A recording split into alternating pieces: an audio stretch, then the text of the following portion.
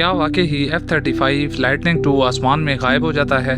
आखिर ऐसा क्या है इस जेट में? क्या दुनिया के जदीद तरीन रडार भी इसे ढूंढने में मुश्किल महसूस करते हैं?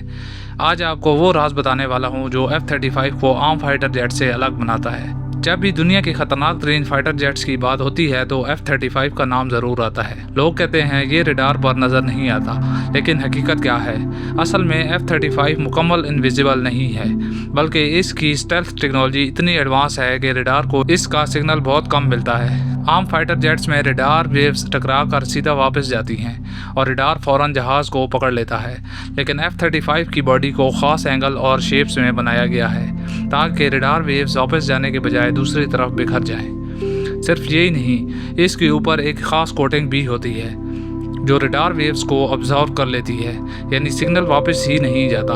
और सबसे दिलचस्प बात, इसके मिसाइल और बॉम्ब्स बाहर लटके नहीं होते, बल्कि जहाज़ के अंदर हिडन कंपार्टमेंट में रखे होते हैं। इसी वजह से इसका रडार सिग्नेचर मज़ीद कम हो जाता है। F-35 में ऐसे भी इलेक्ट्रॉनिक सिस्टम मौजूद हैं जो दुश्मन के रडार को कंफ्यूज तक कर सकते हैं, लेकिन याद रखें F-35 100% इनविजिबल नहीं। ताकतवर रडार या करीब डिस्टेंस से इसे डिटेक्ट किया जा सकता है, मगर मसला ये है जब तक दुश्मन इसे देखता है तब तक शायद F-35 अपना मिशन मुकम्मल करके जा चुका होता है।